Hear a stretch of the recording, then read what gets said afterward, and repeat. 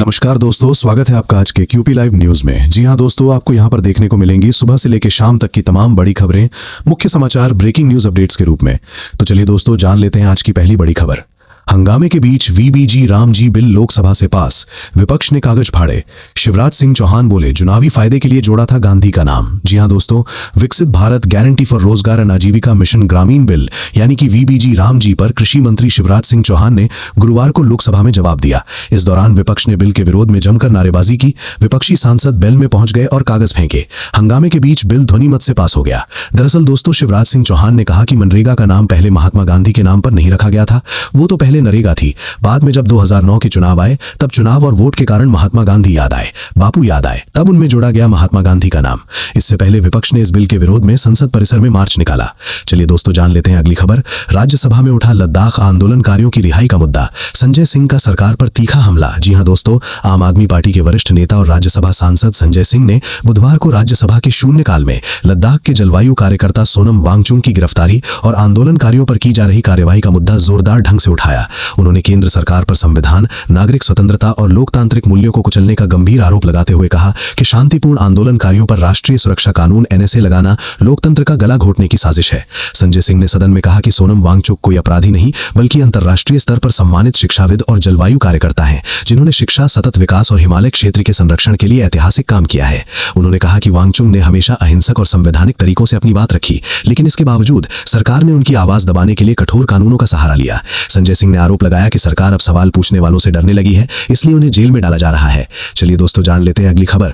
ममता बनर्जी ने job guarantee योजना में महात्मा गांधी का नाम जोड़ा, बोली मनरेगा से बापू का नाम हटाना शर्मनाक। केंद्र ने इसका नाम वीबीजी रामजी किया। जी हां दोस्तों, पश्चिम बंगाल की मुख्यमंत्री ममता बनर्जी ने राज्य सरकार की जॉब गारंटी योजना कर्मश्री का नाम अब महात्मा गांधी के नाम पर रखने का ऐलान किया है। उन्होंने कहा कि यह कदम राष्ट्रपिता महात्मा गांधी के सम्मान में लिया गया है। दरअसल दोस्तों, ममता ने केंद्र सरकार पर निशाना साधते हुए कहा कि जब केंद्र ने महात्मा गांधी राष्ट्रीय ग्रामीण रोजगार गारंटी योजना से महात्मा गांधी का नाम हटाया तो यह बेहद शर्मनाक था। उन्होंने कहा कि अगर केंद्र राष्ट्रपिता को सम्मान नहीं दे सकता तो हम देंगे। उन्होंने कहा कि इस योजना का नाम महात्मा गांधी के नाम पर होने का उद्देश्य न केवल उनके योगदान को श्रद्धांजलि देना है, बल्कि बेरोजगारों को रोजगार की गारंटी देने की दिशा में भी मजबूत संदेश देना है। चलिए दोस्तों, जान लेते हैं अगली खबर। प्रधानमंत्री मोदी को ऑर्डर ऑफ ओमान सम्मान मिला, सुल्तान हैतम ने सम्मानित किया। भारत ओमान ने ट्रेड एग्रीमेंट पर साइन किए। जी हां दोस्तों, प्रधानमंत्री नरेंद्र मोदी को ओमान का दूसरा सर्वोच्च सम्मान मिला है। उन्हें सुल्तान हैतम बिन तारीख ने ऑर्डर ऑफ ओमान से सम्मानित किया। दरअसल दोस्तों, इससे पहले दोनों नेताओं ने द्विपक्षीय बैठक की। इस दौरान भारत और ओमान के बीच व्यापार समझौते पर साइन हुए।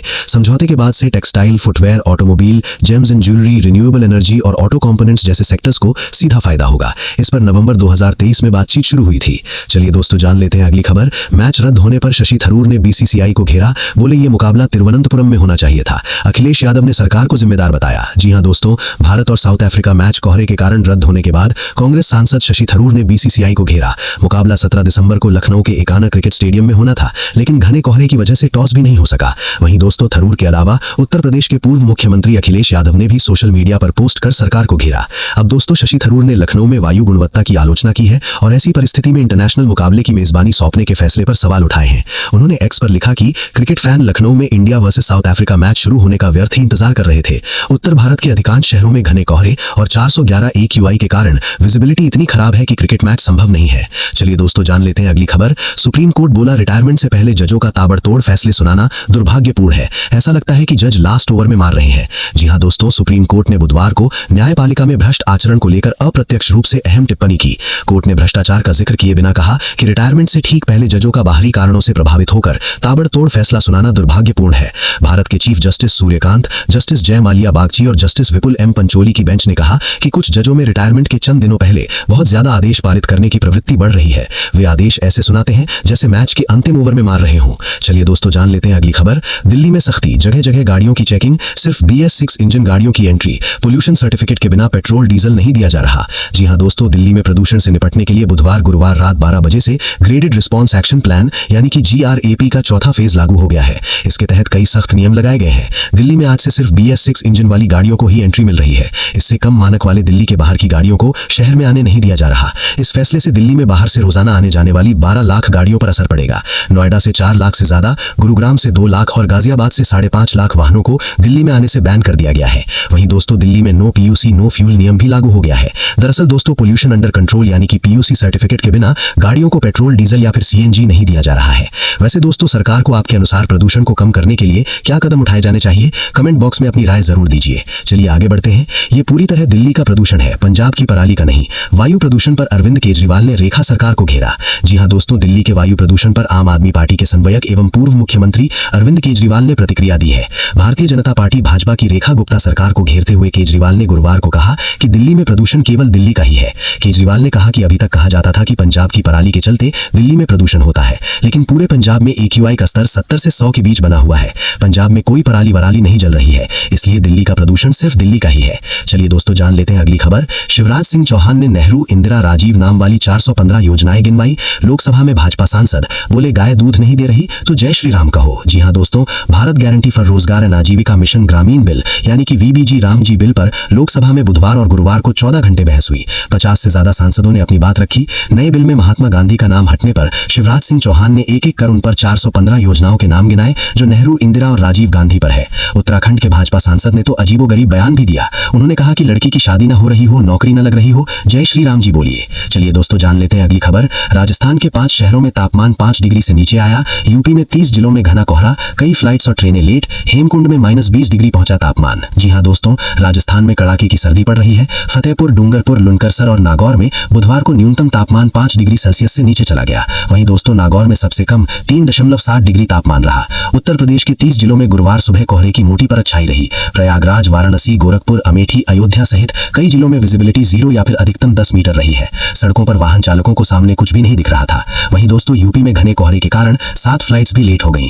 इधर दोस्तों पहाड़ों पर पारा लगातार माइनस में रिकॉर्ड हो रहा है। उत्तराखंड के चमोली में 15,000 फीट की ऊंचाई पर स्थित हेमकुंड साहिब में तापमान एक दिन पहले -20 डिग्री सेंटीग्रेड दर्ज हुआ। यहां नवंबर के बाद से बर्फबारी नहीं हुई है। चलिए दोस्तों जान लेते हैं अगली खबर। ओला उबर की मनमानी होगी खत्म। 1 जनवरी को आ रहा सरकारी भारत टैक्सी ऐप, सस्ती राइड का मिलेगा फायदा। जी हां दोस्तों, देश में ऐप आधारित टैक्सी सर्विस में अब एक बड़ा बदलाव देखने को मिल सकता है। सरकार और सहकारिता मॉडल पर आधारित भारत टैक्सी ऐप अब देश भर में शुरू होने जा रही है। इस ऐप से उम्मीद है कि लोगों को सस्ती और सुरक्षित टैक्सी मिलेगी और ड्राइवरों को ज्यादा कमाई व सम्मान मिलेगा। ये ऐप केंद्रीय सहकारिता मंत्रालय के तहत शुरू किया जा रहा है। फिलहाल इसका पायलट प्रोजेक्ट चल चुका है और अब ये आम जनता के लिए बड़े स्तर पर उपलब्ध होने की तैयारी में है।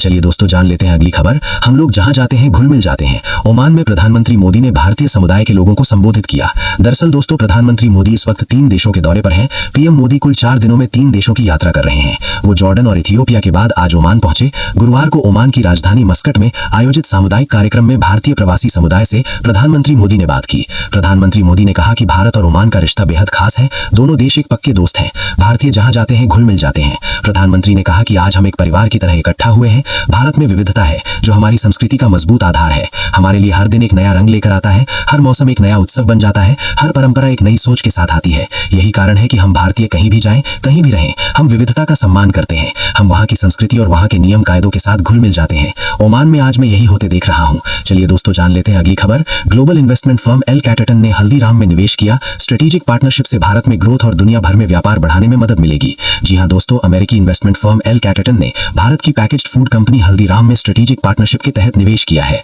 इस पार्टनरशिप में एल कैटरटन हल्दीराम को सप्लाई चेन और डिस्ट्रीब्यूशन को बेहतर बनाने, जियोग्राफिकल एक्सपेंशन और टैलेंट डेवलपमेंट में सपोर्ट देगी। कंपनी अब एल कैटरटन के ग्लोबल एक्सपर्टीज, इंडस्ट्री नेटवर्क और लोकल टैलेंट का फायदा उठा सकेगी। खासतौर पर फर्म के India executive chairman Sanjeev Mehta के एक्सपीरियंस से फायदा होगा, जो पहले हिंदुस्तान यूनिलीवर के चेयरमैन और एमडी रह चुके हैं। चलिए दोस्तों जान लेते हैं अगली खबर। चांदी 1,06,000 रुपए बढ़कर 2,01,000 रुपए किलो के ऑल टाइम हाई पर पहुंची। इस साल कीमत 1,15,000 रुपए बढ़ चुकी है। इस महीने 2,10,000 रुपए तक जा सकती है। जी हां दोस्तों, चांदी आज लगातार दूसरे दिन ऑल टाइम हाई पर पहुंच गई है। Indian bulletin and jewellers association के अनुसार 1 किलो चांदी 1,06,000 रुपए बढ़कर 2,01,250 रुपए प्रति किलोग्राम पर पहुंच गई है। इससे पहले एक दिन पहले चांदी की कीमत 1,01,949 रुपए प्रति किलोग्राम थी। वहीं दोस्तों दूसरी ओर सोने की कीमतों की बात करें तो सोना आज 137 रुपए बढ़कर 1,32,000 रुपए प्रति 10 ग्राम पर पहुंच गया है। आज 24 कैरेट शुद्धता वाले सोने की कीमत 1,32,446 रुपए प्रति 10 ग्राम है। अब दोस्तों बात करें कैरेट के हिसाब से सोने की कीमतें क्या चल रही हैं। दोस्तों 14 कैरेट सोने की कीमत 77,486 रुपए, 18 कैरेट की कीमत 99,341 रुपए, 22 कैरेट की कीमत 1,21,328 रुपए और 24 कैरेट सोने की कीमत 1,32,446 रुपए प्रति 10 ग्राम है। चलिए दोस्तों जान लेते हैं अगली खबर। गोवा अग्निकांड, लूथरा ब्रदर्स की तबीयत बिगड़ी, कोर्ट ने दोबारा मेडिकल जांच का आदेश दिया। जी हां दोस्तों, गोवा के बहुत चर्चित नाइट क्लब अग्निकांड मामले में गिरफ्तार गौरव और सौरभ लूथरा की तबीयत अचानक